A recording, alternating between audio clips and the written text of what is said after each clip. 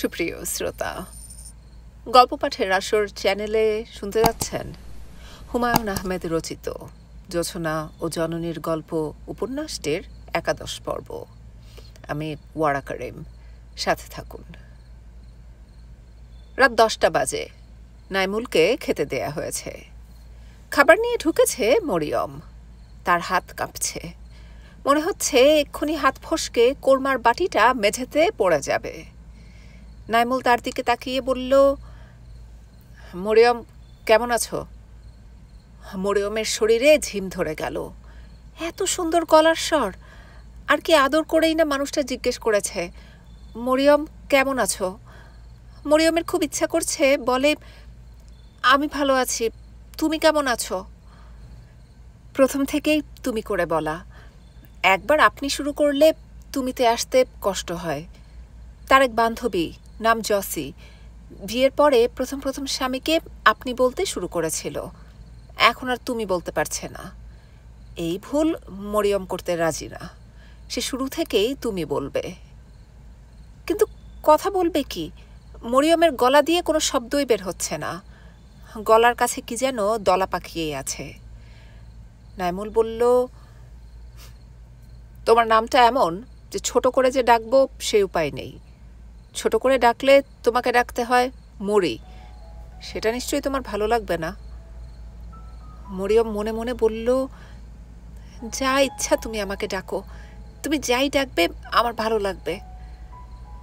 নাইমুল বলল, খাবার তুলে দিতে হবে না, আমি নিয়ে নিচ্ছি। তুমি চুপ করে বসো, তোমাকে কিছু জরুরি কথা বলা দরকার। মেঝের দিকে তাকিয়ে আছো কেন? আমার দিকে তাকিয়ে কথা শোনো। জরুরি কথা শুনতে হলে চোখের উপর চোখ রাখতে হয়। মরিয়ম চোখের উপর চোখ রাখবে কিভাবে? তা কেমন জানি লাগছে। মানুষটার কোনো কথাই এখন তার কানে ঢুকছে না। মরিয়ম শোনো, তুমি নিশ্চয়ই আমাকে একটা লোভী মানুষ ভাবছ, কারণ তোমার বাবার কাছ থেকে আমি 11,000 টাকা নিয়েছি। আমার কিছু ঋণ আছে, যে ঋণ শোধ না করলেই না। 3,000 টাকা ঋণ, আর বাকি টাকাটা আমি নিয়েছি আমেরিকার টিকিট কেনার জন্যে। আমি একটা টিচিং অ্যাসিস্ট্যান্টশিপ পেয়েছি স্টেট ইউনিভার্সিটি অফ মোরহেডে, নর্থ ডেকোটা। ওরা আমাকে মাসে $400 করে দেবে, তবে আমেরিকা যাবার টিকিটের টাকা দেবে না। টাকাটা এইভাবেই আমাকে জোগাড় করতে হয়েছে। কবে যাবেন? কথাটা বলেই মরিয়মের ইচ্ছা করলো নিজের গালে সে একটা চড় মারে। সে তো জসির মতোই আপনি শুরু করেছে। নাইমুল বলল, আমার স্টুডেন্ট ভিসা হয়ে গেছে, এখন আমি যে কোনো দিন যেতে পারি। আমি ব্যাপারটা কাউকে বলিনি, কারণ আগ বাড়িয়ে কিছু বলতে আমার ভালো লাগে না। মরিয়ম শোনো, আমি অবশ্যই আমেরিকা পৌঁছেই তোমার বাবার টাকাটা ফেরত পাঠাবো। তোমাকে কথাটা বললাম যাতে তোমার মন থেকে মুছে যায় যে আমি একটা খারাপ মানুষ। মানুষটা কথা বলা বন্ধ করে এখন তার দিকে তাকিয়ে আছে। অন্য সময় যে কোনো পুরুষ মানুষ তার দিকে তাকালে গা ঘিন ঘিন করত। এখন এত ভালো লাগছে। ইস, তার গায়ের রংটা যদি আরেকটু ফর্সা হতো। মরিয়ম। জি। রান্না খুব ভালো হয়েছে, আমি খুব আরাম করে খেয়েছি। কে রেঁধেছেন? তোমার মা? জি। আমি এখন চলে যাব, অনেক রাত হয়েছে। মরিয়ম নাইমুলকে চমকে দিয়ে হঠাৎ ঘর থেকে বের হয়ে গেল, যেন ভয়ঙ্কর জরুরি কোনো কাজ তাকে এই মুহূর্তেই করতে হবে। সাফিয়া বারান্দায় বসেছিলেন। বাবুকে মাসুমার কোলে দিয়ে এসেছেন। সারাদিনে খুব ধকল গেছে, তার নিজের শরীর এখন প্রায় নেতিয়ে পড়েছে। সাফিয়াকে চমকে দিয়ে মরিয়ম ঝড়ের মতো বারান্দায় এসে উপস্থিত হয়ে চাপা গলায় বলল, মা, আমি ওনাকে এত রাতে একা ছেড়ে দেব না, কোনো মতেই না। মরিয়ম এসেছে যেমন ঝড়ের মতো, কথাবার্তাও বলছে ঝড়ের মতো। সাফিয়া বুঝতেই পারছেন না প্রসঙ্গটা কি।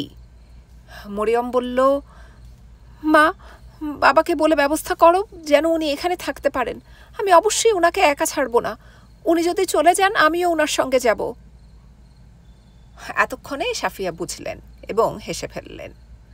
মরিয়ম কাঁদো কাঁদো গলায় বলল, তুমি হাসছো কেন মা? আমি হাসির কোনো কথা বলিনি। তুমি ব্যবস্থা করো। কিভাবে ব্যবস্থা করবে আমি জানি না। সাফিয়া কোনো ব্যবস্থা করতে পারলেন না। মোবারক হোসেন মেয়ে জামাইকে বিদায় করে বারান্দায় এসে দেখলেন বড় মেয়ে ব্যাকুল হয়ে কাঁদছে। তিনি অত্যন্ত বিরক্ত হয়ে বললেন, কি হয়েছে, কাঁদছিস কেন? জামাই পছন্দ হয় নাই? আমি যা পেরেছি ব্যবস্থা করেছি, চোখ মুছ। মরিয়ম চোখ মুছল। যা ঘুমাতে যা, খবরদার চোখে যেন আর পানি না দেখি। মরিয়ম চোখ মুছে তার ঘরের দিকে রওনা হল। মোবারক হোসেন তীক্ষ্ণ দৃষ্টিতে তাকিয়ে আছেন।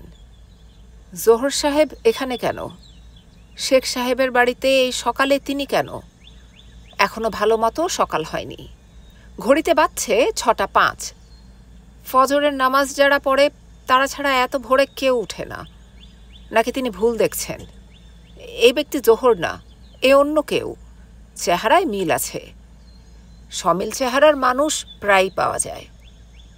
মোবারক হোসেন যতবার জোহর সাহেবকে দেখেছেন ততবার তার মুখে খোঁচা খোঁচা দাড়ি দেখেছেন। এই লোকের মুখ ক্লিন শেভড। তাছাড়া জোহর সাহেবের হাতে অবশ্যই জ্বলন্ত সিগারেট থাকত। এই লোকের হাতে সিগারেট নেই। পাতলা ঘিয়া রঙের চাদরে তার শরীর ঢাকা। তার দুটা হাতই চাদরের নিচে। উনি নিশ্চয়ই চাদরের নিচে সিগারেট ধরাননি। ঘটনা কি? এই গরমে চাদর গায়ে উনি কেন এসেছেন? এই ভোরবেলাতে শেখ সাহেবের বাড়িতে অনেক লোকজন। টঙ্গী থেকে শ্রমিকের একটা দল এসেছে মাথায় লালফেট্টি বেঁধে। তারা ফজরের ওয়াক্তের আগে এসে জয় বাংলা বলে প্রচণ্ড স্লোগান শুরু করেছিল। মনে হয় তারা তাদের গলার সমস্ত জোর সঞ্চয় করে রেখেছে শেখ সাহেবের বাড়িতে একটা হুলস্থুল করার জন্যে। স্লোগান শুনে ভয় পেয়ে কাকের দল উড়াউড়ি শুরু করল। মোবারক হোসেন তাদের দলপতির কাছে গিয়ে বললেন, শেখ সাহেব নামাজ পড়ছেন, এখন কিছুক্ষণ চুপ করে থাকেন। দলপতি, তার অত্যন্ত বলশালী চেহারা, মুখ ভর্তি পান, গলায় সোনার চেইন। রাগী গলায় তিনি বললেন, আপনি কে? মোবারক হোসেন বললেন, আমি কেউ না। আমি কেউ না বলাতে একটা রহস্য আছে।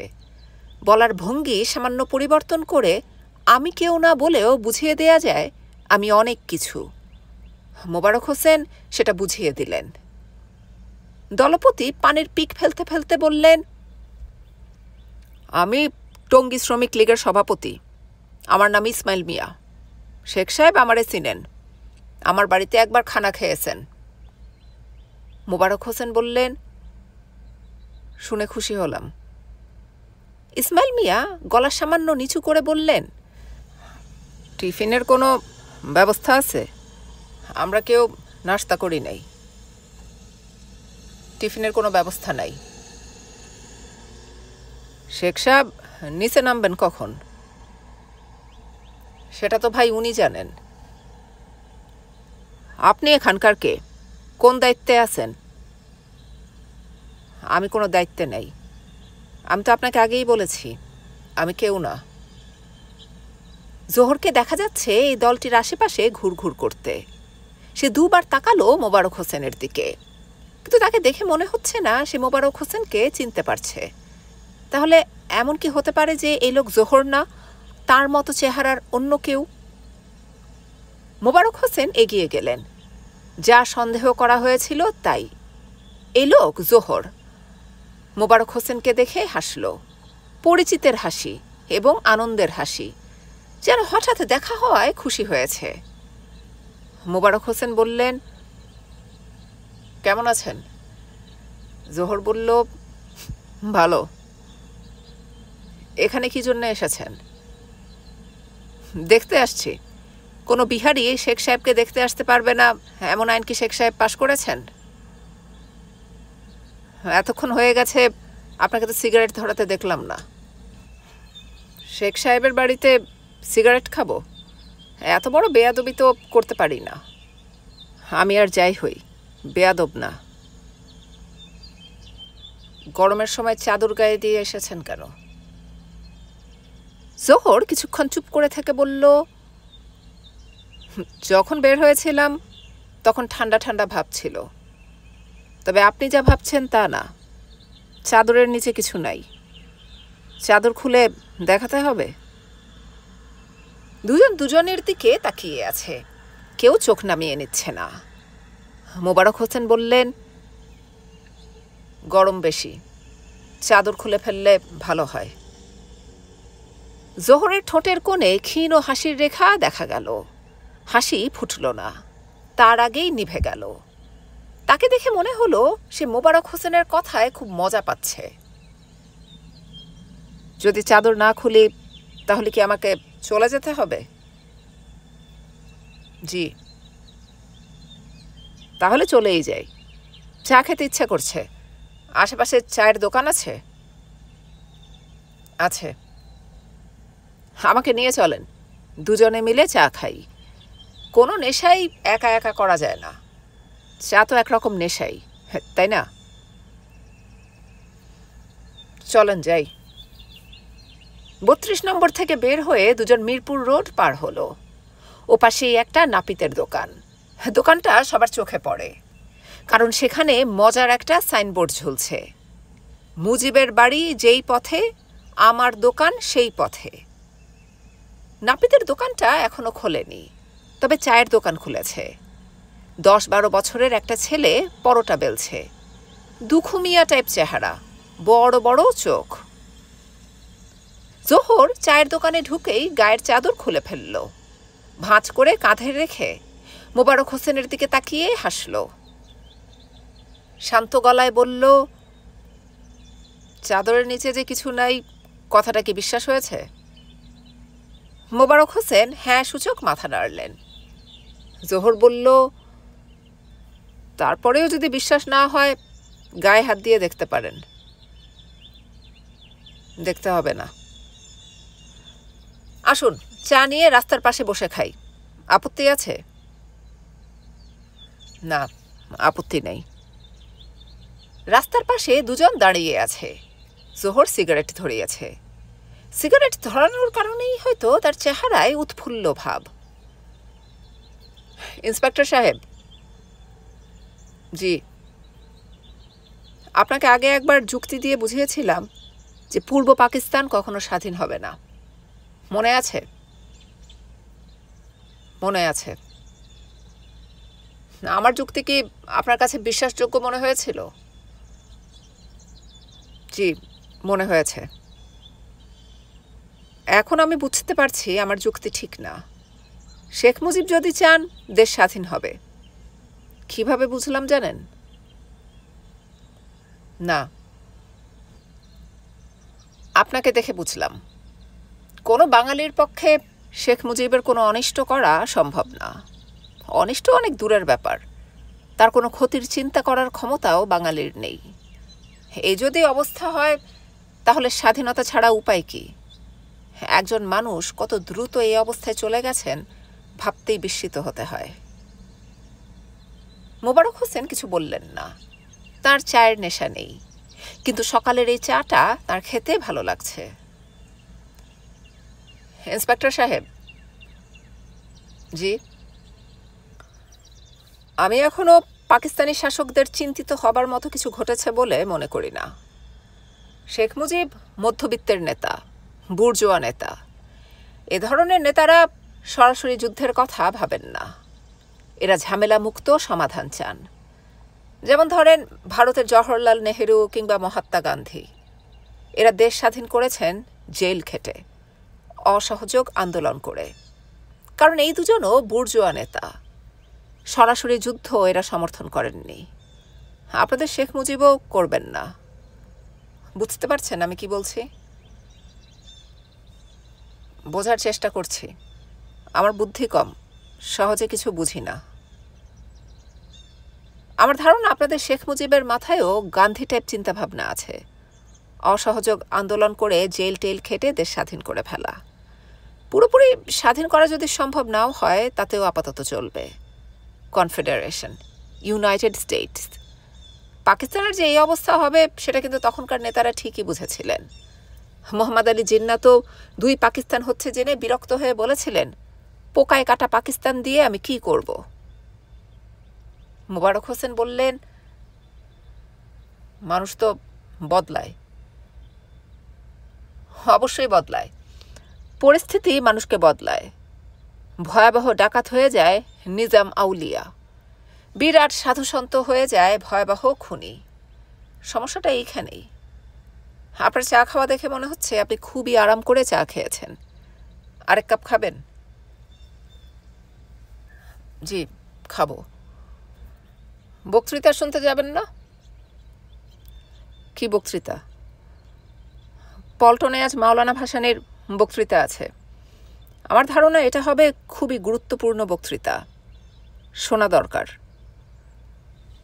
মোবারক হোসেন বললেন, আমি বক্তৃতা শুনি না, বক্তৃতা শুনতে ভালো লাগে না। তাছাড়া আমার ডিউটি শেখ সাহেবের বাড়িতে, ডিউটির জায়গা ছেড়ে আমি যেতে পারবো না।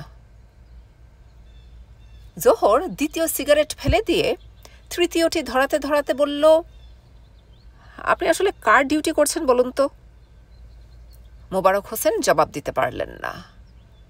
জোহর হালকা গলায় বলল, আপনি এই প্রশ্নের জবাব দিতে পারবেন না, কারণ জবাব আপনার নিজেরই জানা নেই। আমার জানা আছে। পুরো বাঙালি জাতি এখন একজনের ডিউটি করছে, সেই একজনের নাম শেখ মুজিব। আমি বিহারি না হয়ে বাঙালি হলে বিষয়টা এনজয় করতাম। মোবারক হোসেন ৩২ নম্বর বাড়ির গেটের কাছে দাঁড়িয়ে আছেন। আজ এই বাড়িতে অন্য দিনের চেয়েও অনেক ভিড়, লোক আসছেই।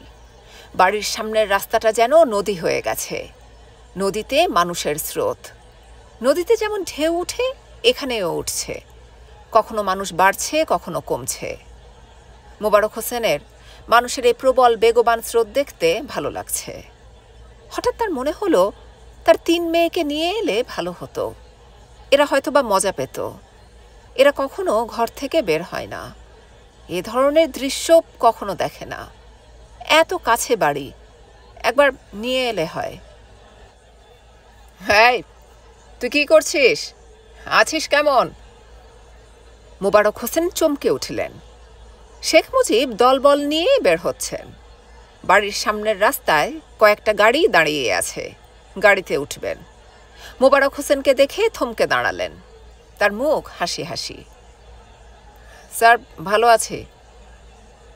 তোর মেয়ে ৩টা ভালো আছে? কি যেন তাদের নাম?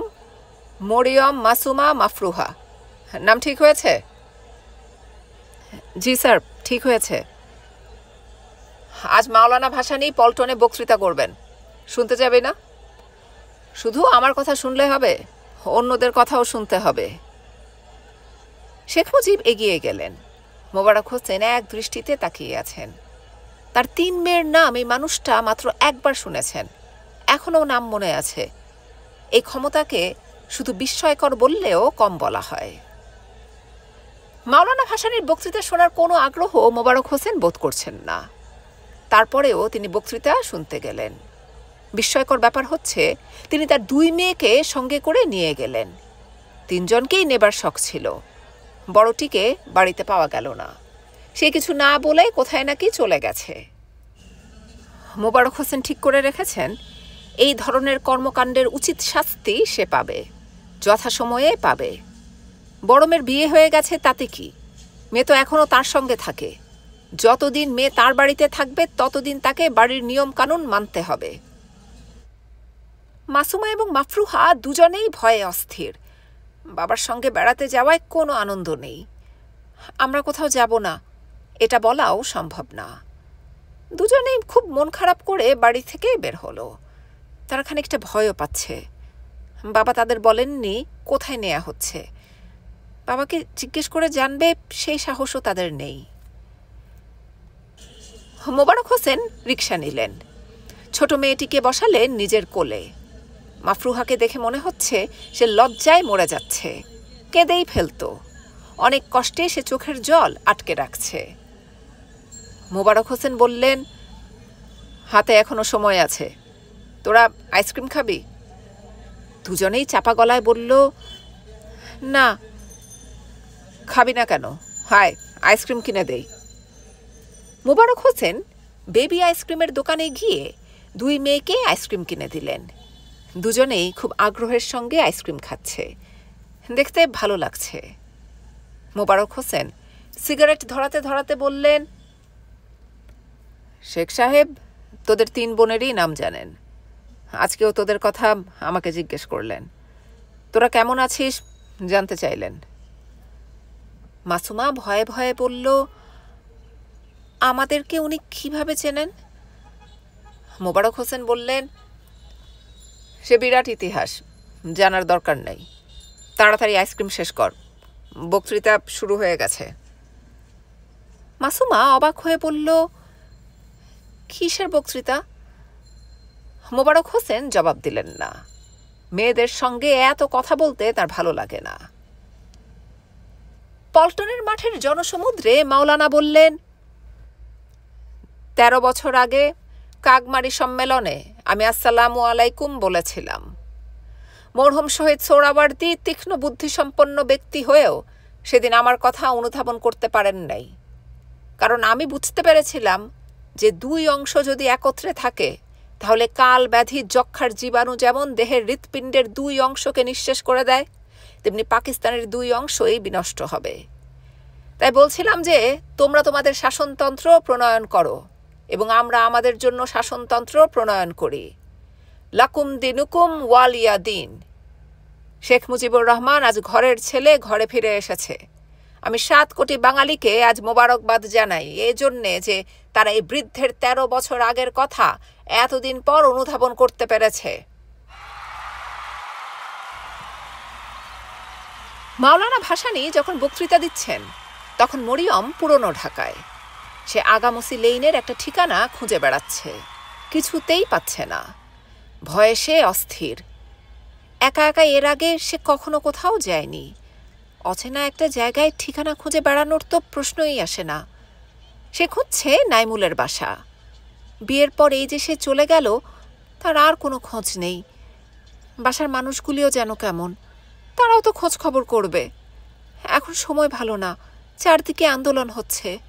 তার কিছু হয়েছে কিনা কে জানে।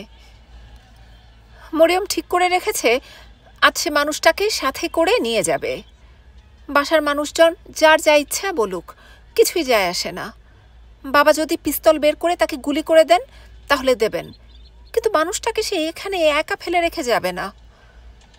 বেচারা একা একা থাকে, হোটেলে খায়। কেন সে হোটেলে খাবে? দিনের পর দিন হোটেলের খাবার খেলে কি শরীর ঠিক থাকবে? শরীর যদি খারাপ হয় তাহলে তো মরিয়মকেই সেটা দেখতে হবে। আর কি দেখবে? সন্ধ্যার ঠিক আগে আগে গুন্ডা টাইপ একটা গোফওয়ালা ছেলে সঙ্গে এসে বাসা দেখিয়ে দিল।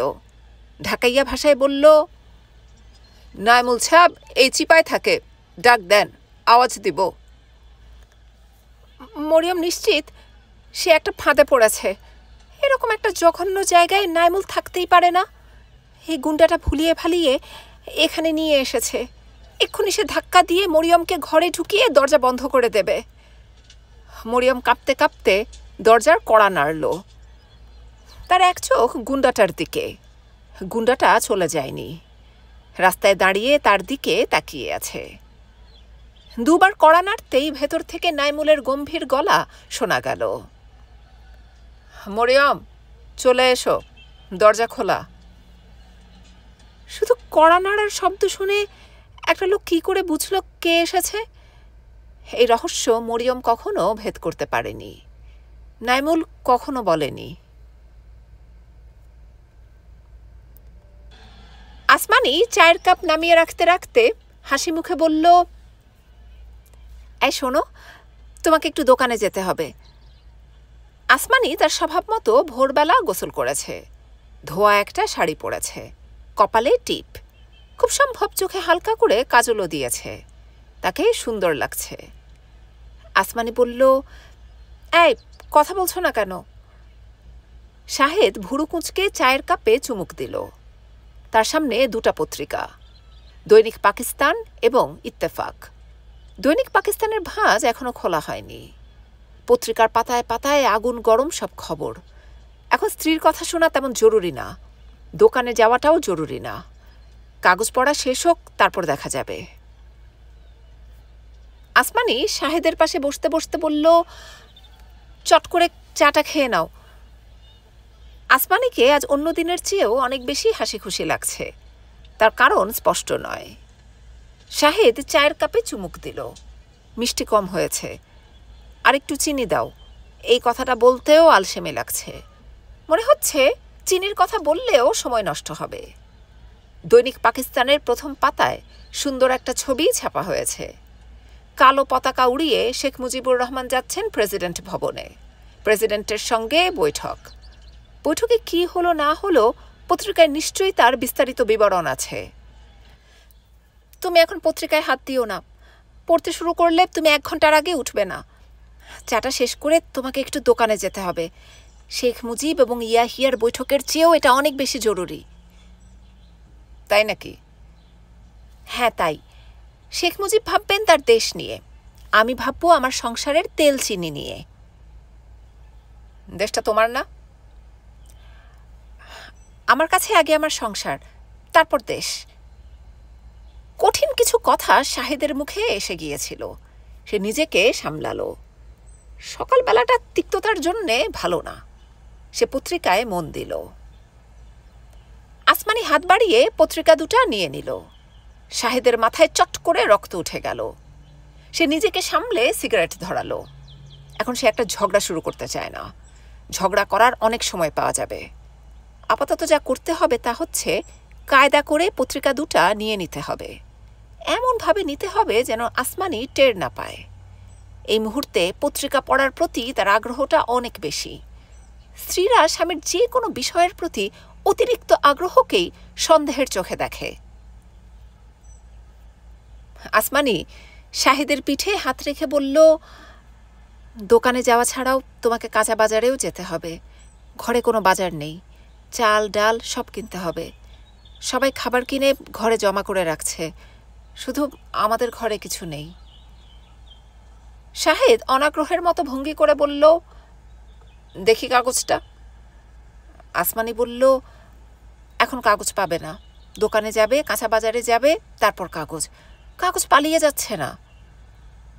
শাহেদ রাগ চাপতে চাপতে বলল, দোকান এবং কাঁচা বাজারও পালিয়ে যাচ্ছে না। আসমানি বলল, আচ্ছা, তোমার প্রতি সামান্য দয়া করলাম। কাঁচা বাজারে পড়ে যাবে। দোকান থেকে ঘুরে আসো। রুনির জন্য 2 নম্বরই খাতা কিনতে হবে। সে ছবি আঁকবে, তারপর নাস্তা খাবে। নাস্তা না খেয়ে বসে আছে। তোমার মেয়ে যে কী পরিমাণ মেজাজি হয়েছে! আমার ধারণা সে মেজাজ পেয়েছে তোমার কাছ থেকে।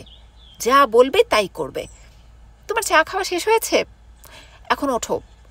মেয়ে ঘুম থেকে উঠেছে 7টার সময়, এখন বাজছে 10টা, কিচ্ছু মুখে দেয়নি।